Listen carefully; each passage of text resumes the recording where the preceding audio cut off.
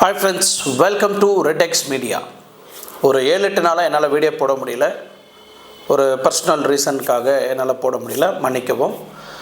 So இன்றைக்கி மீண்டும் நான் அந்த திருப்பூர் பல்லடம் கொலை கேஸை பற்றி நிறையா ஆய்வு செய்துட்ருக்கிறேன். அதனால் அடுத்த அப்டேட் கொடுக்கறதுக்காக நான் கொஞ்சம் டிலே பண்ணேன். இன்றைக்கி அதை சார்ந்து வீடியோ போடலான்னு பார்க்கும்போது இன்றைக்கி சென்னையில் அண்ணா யூனிவர்சிட்டியில் ஒரு அட்டெம்ப்ட் ரேப் நடந்திருக்கு. ஒரு மாணவியை மானபங்கம் படுத்தியிருக்கிறான். இதை சார்ந்து ஆய்வு செய்யும்போது அந்த மாணவன் யார், எத்தனை பேர் சேர்ந்து இந்த ரேப்பு விஷயத்தில் ஈடுபட்டாங்க, அவர் எப்படி கைது செய்தாங்க, இதில் ஒருத்தரா இல்லை 2 பேரா, இல்லை சில அரசியல்வாதிகளோட தொடர்பு இருக்கா அந்த நபருக்கு, இதை சார்ந்து இந்த கேஸை எப்படி போலீஸார் கையாண்டாங்க, அண்ட் இதை சார்ந்தும் எஃப்ஐஆர் காப்பி எப்படி வெளியே வந்தது, இதை எப்படி பகிர்க்கப்பட்டது, தக்க நடவடிக்கை எடுக்கப்படும் அப்படின்னு ஒரு வார்னிங்கும் விட்டுருக்குறாங்க. இன்றைக்கி முழுக்க இதை சார்ந்து தான் நம்ம சேனலில் பார்க்க போகிறோம். வாங்க வீடியோக்குள்ள.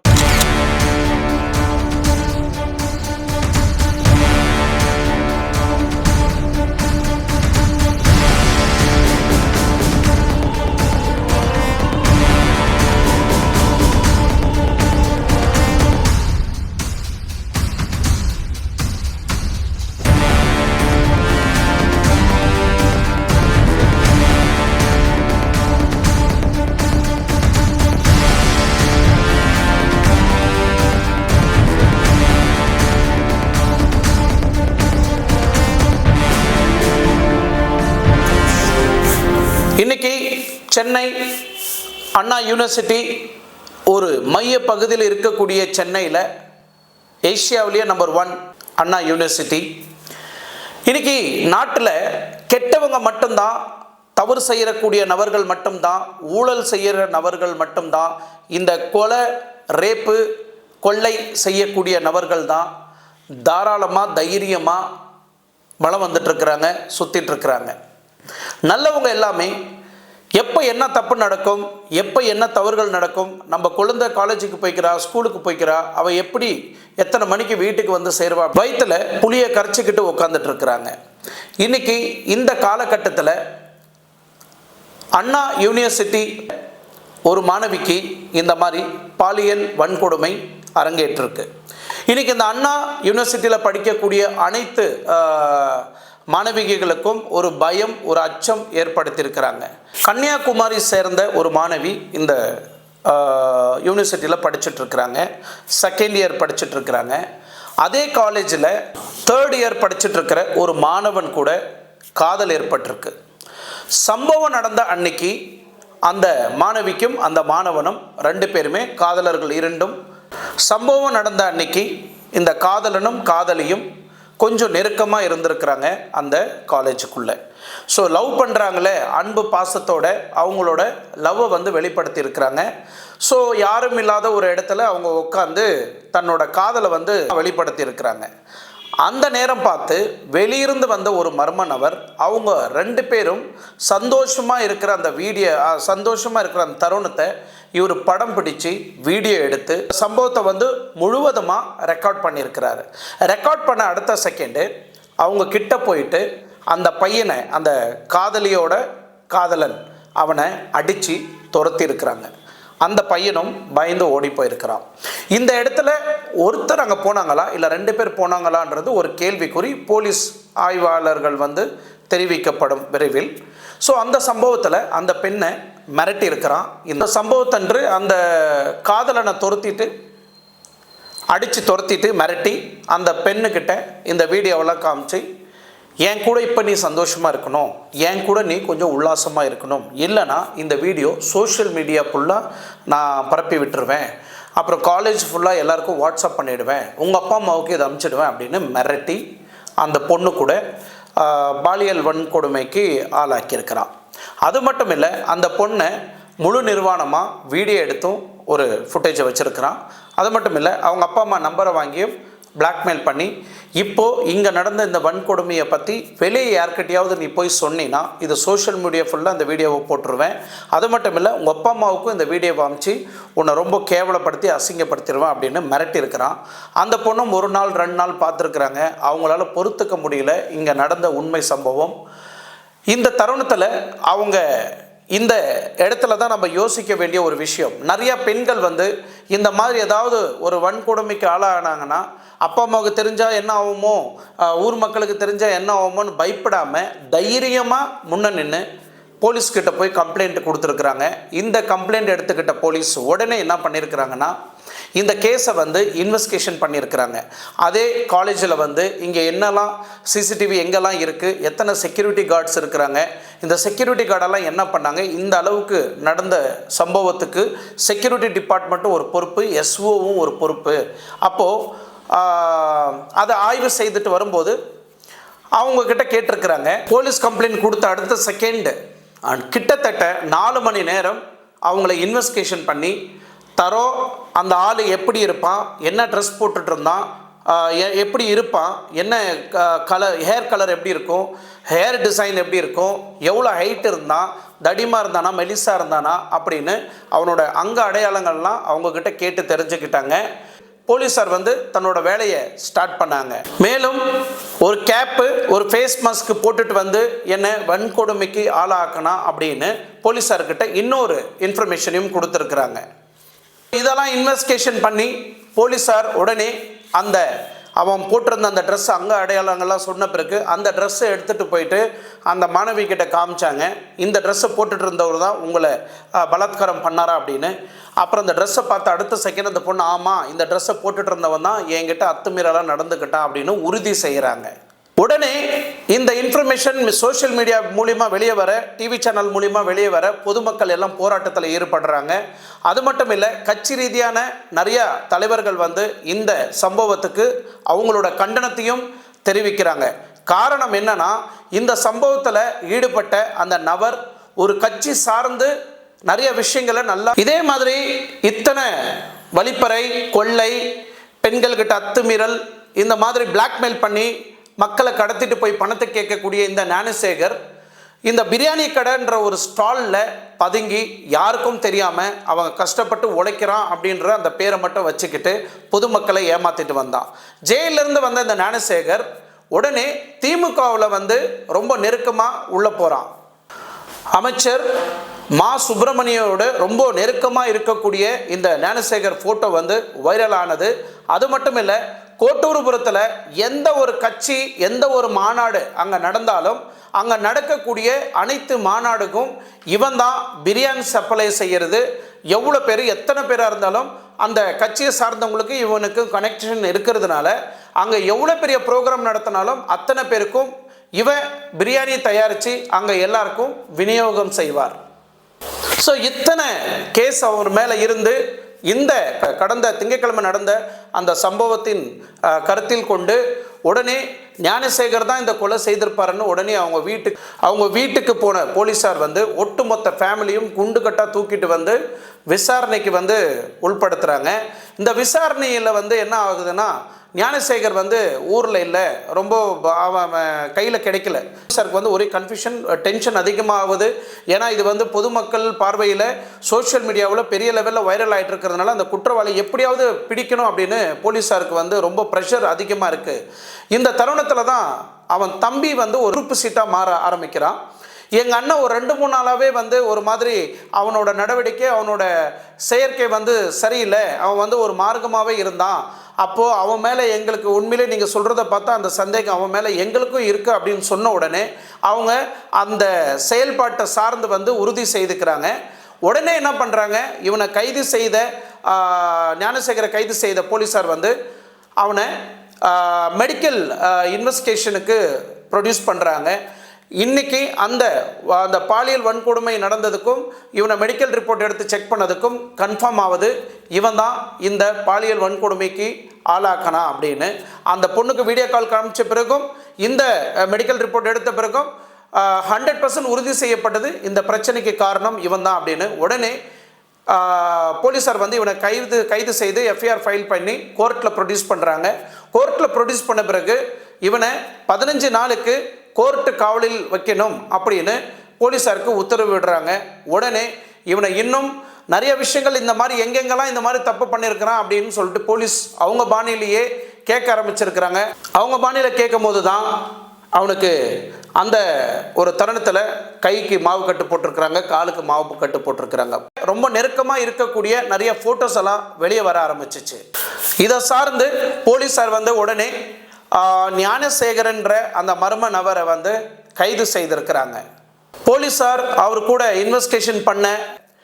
இன்வெஸ்டிகேஷன் பண்ணும்போது தான் தெரியுது அவன் என்னெல்லாம் ஃப்ராடு வேலை பண்ணியிருக்கிறான், எவ்வளோ சம்பவத்தை அரங்கேற்றிருக்கிறான் அப்படின்றது தெளிவாக போலீஸாருக்கு தெரிய வருது.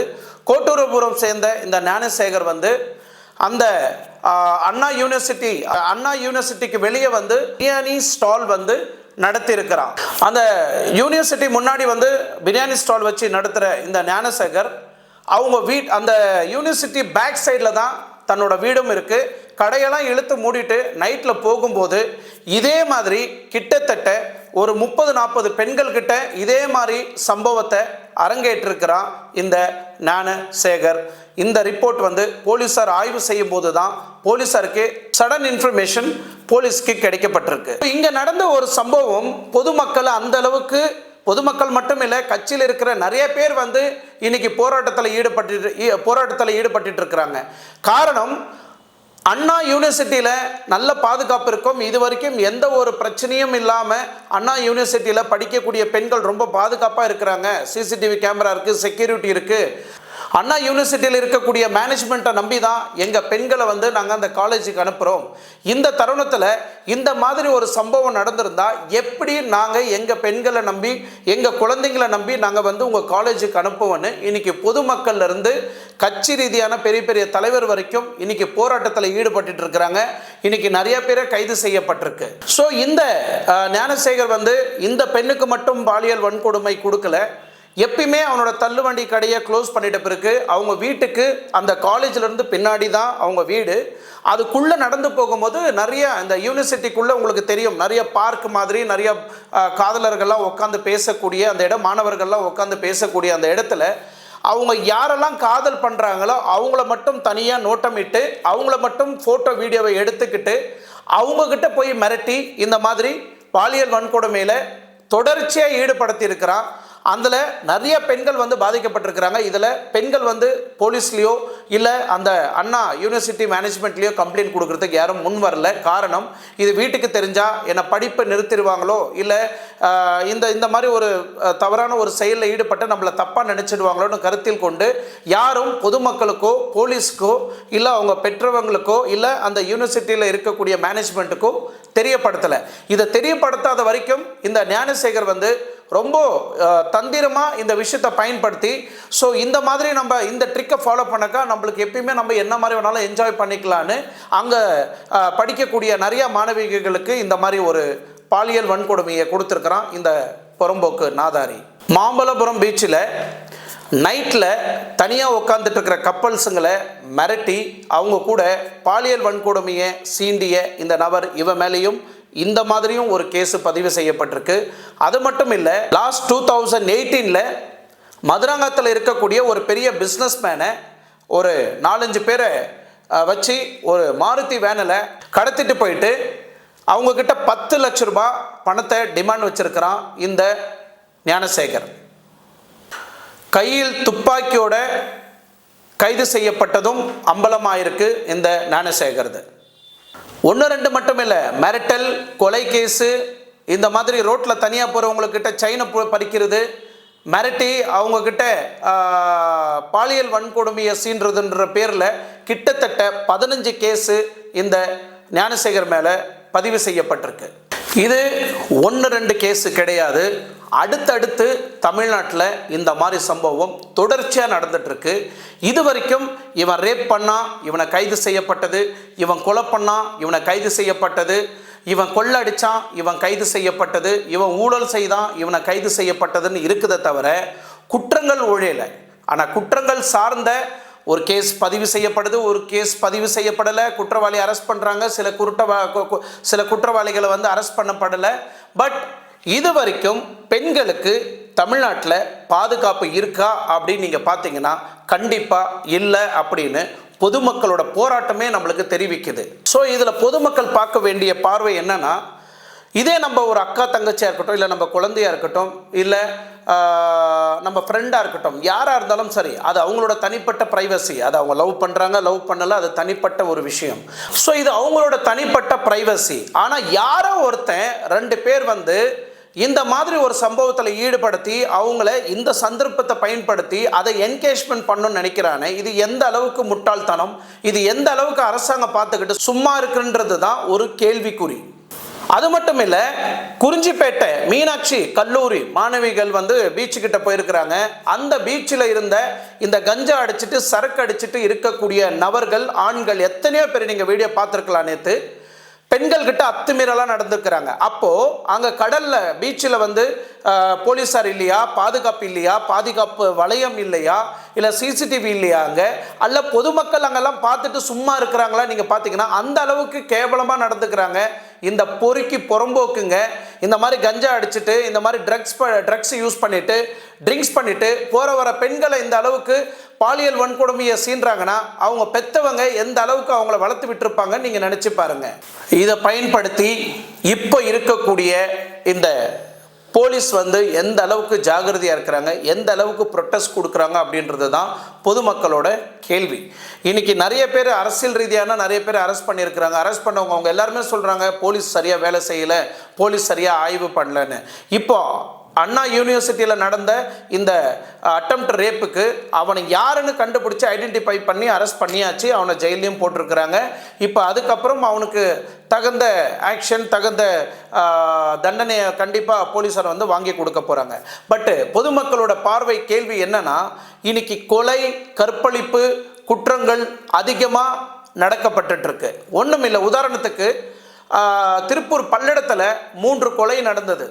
பிள்ளை, அம்மா, அப்பா 3 பேரையும் மர்மமான முறையில் செந்திலோட அப்பா அம்மாவை 3 மர்மமான கொலை அந்த பல்லடத்தில் நடக்கப்பட்டிருக்கு. இன்னையோட கிட்டத்தட்ட 30 நாள் 25 நாள் ஆகுது. இன்னும் அந்த கொலை குற்றவாளி யாருன்னு, இது கொலை செய்த நபர் யாருன்னு கண்டுபிடிக்க முடியல. இப்போ வரைக்கும் நான் அந்த ஊருக்கு போயிட்டு இருக்கிறேன், நாங்கள் இந்த ஊருக்கு போயிட்டு இருக்கிறோன்னு வேறு மாநிலத்துக்கு வந்து போலீஸார் வந்து ஆய்வு படையை தனியாக அமுச்சு வச்சுட்டு இருக்கிறாங்க. பட் இத்தனை நாளாக இருக்கு அந்த கொலையை சார்ந்த ஒரு பின் ட்ராப் சார்ந்த ஒரு விஷயங்களும் ஐடென்டிஃபை செய்ய பண்ண முடியல. இதுக்கு காரணம் என்ன? இப்போ சமுதாயத்தில் இந்த மாதிரி மர்மமான முறையில் வந்து வெட்டி போட்டுட்டு போறோன்னா அப்போ நம்ம வாழ்ந்துட்டு இருக்கிற இந்த தமிழ்நாட்டில் எப்படி பாதுகாப்பு இருக்கும்? அவினாசி ரோட்ல நடந்து போயிட்டு இருக்கிற, வாக்கிங் போயிட்டு இருக்கிற ஒரு நபரை வெட்டி போட்டுட்டு போறானா அவனுக்கு எங்கிருந்து இந்த தைரியம் வந்திருக்கும்? இந்த குழந்தைய ரேப் பண்ணாங்க, இந்த டீச்சர் வந்து குழந்தைகிட்ட அத்துமீறலாம் நடந்துக்கிட்டாங்க அப்படின்னு நிறைய கேஸ் வந்து உங்களுக்கு பதிவு செய்யப்பட்டு இருக்கு. இது வரைக்கும் அரசாங்கம் என்ன நடவடிக்கை எடுத்தீங்க? என்ன தண்டனை கொடுத்தீங்க? நீங்க நான் மறுபடியும் மீண்டும் நான் என்னோட அனைத்து வீடியோக்களையும் கேட்கிற ஒரே ஒரு கேள்வி என்னன்னா, நீங்க கொடுக்கக்கூடிய தண்டனை அடுத்து செய்யக்கூடிய குற்றவாளிக்கு இது ஒரு பாடமா இருக்கும் அப்படின்றதுனால தான் ஒன்று ரேப் பண்ணவனை தூக்கில் போடுங்க, இல்லை அவனை ஷூட் பண்ணுங்க, இல்லை பொதுமக்கள் கையில் கொடுத்துருங்க, தண்டனை அவங்களே கொடுத்துருவாங்க. இது எதுவுமே செய்ய முடியாத அந்த கேஸ் இருக்கிறதுனால குற்றங்கள் அதிகமாக செய்யப்படுது இந்தியாவில். காரணம், நீங்கள் வெளியே அவுட் ஆஃப் கண்ட்ரிலாம் நீங்கள் எடுத்துக்கிட்டிங்கன்னா தவறு செய்யக்கூடிய நபர்கள் எவனாக இருந்தாலும் சரி தண்டனை உடனே கிடைக்கும். அவன் வாழ்நாள் ஃபுல்லாக அனுபவிக்க முடியாத தண்டனையே கொடுத்துருப்பாங்க. இல்லை அவனை தூக்கில் தொங்கிடுவாங்க, இல்லைன்னா ஷூட் பண்ணிடுவாங்க, இல்லைன்னா ஆயுசு முழுவதும் அவன் ஜெயிலிருந்து வெளியே வர முடியாது. யாருமே அவனை பார்க்க முடியாது, சொந்த பந்தம் பார்க்க முடியாது, குழந்தை பார்க்க முடியாது, பொண்டாட்டி பார்க்க முடியாது, அப்பா அம்மா பார்க்க முடியாத நிலைமைக்கு தள்ளப்படுவாங்க அதர் கண்ட்ரியில். ஆனால் நம்ம கண்ட்ரியில் உள்ளே போன அடுத்த செகண்டே பெயிலில் வெளியே வந்துடுவான், இல்லை ஜெயிலுக்குள்ளேயே அவனுக்கு வேணுன்ற ஃபெசிலிட்டி எல்லாம் கிடைக்குது. அது மட்டும் இல்லை, சொந்த பந்தம் யார் வேணாலும் ஜெயிலுக்கு போய் பார்க்கலாம். அந்த மாதிரி ஃபெசிலிட்டி இருக்கும்போது குற்றவாளிகள் இன்னும் எவ்வளோ கொலை செய்தாலும் சரி, எவ்வளோ குற்றங்கள் செய்தாலும் சரி மகாராஜா மாதிரி தான் தெரிஞ்சிட்டு இருக்கிறாங்க. ஆனால் பாவப்பட்ட மக்கள் வந்து எப்போ என்ன நடக்கும், எந்த சமயத்தில் என்ன நடக்கும், நம்ம பொண்ணு காலேஜுக்கு போய்க்கிறா என்ன நடக்கும், நம்ம பொண்ணு வேலைக்கு போய்க்கிறா என்ன நடக்கும், நம்ம பொண்ணு வெளிநாட்டுக்கு படிப்புக்கு போய்க்கிறா அவளுக்கு என்ன நடக்கும், இந்த மாதிரி டெய்லியும் தொடர்ச்சியாக தன்னோட பெண்களை வேலைக்கு அமைச்சிட்டு வீட்டில் இருக்கிற அப்பா அம்மா இல்லை கணவன்மார்கள் எல்லாருமே ஒரு பயத்தோட வாழ்ந்துட்டு இருக்கிறாங்க. ஆனால் தப்பு செய்கிற நபர்கள் அனைவரும் தமிழ்நாட்டில் சுதந்திரமாக நல்லா ஹாப்பியாக சந்தோஷமாக தெரிஞ்சிட்டு இருக்கிறாங்க. இது எப்படி சாத்தியம் அப்படின்றது தான் பொதுமக்களோட கேள்வி, பொதுமக்களோட பார்வையும். இன்னைக்கு இந்த ஒரு கொலை நடந்தது, இந்த ஒரு ரேப் நடந்தது, இங்கே ஒரு பாலியல் வன்கொடுமை நடந்தது, இங்கே ஒரு செயின் பறிப்பு நடந்தது அப்படின்னு இன்றைக்கி ஒரு நியூஸில் பார்க்குறோம், ஒரு டிவியில் பார்க்குறோம், அதை பார்த்து நம்ம மறந்து போயிடுறோம். ஆனால் எத்தனை பேர் இன்றைக்கி இங்கே இந்த அண்ணா யூனிவர்சிட்டியில் நடந்த இந்த அட்டெம்ப்ட் ரேப்புக்கு எத்தனை பேர் நம்ம குரல் கொடுத்துட்ருக்குறோம்?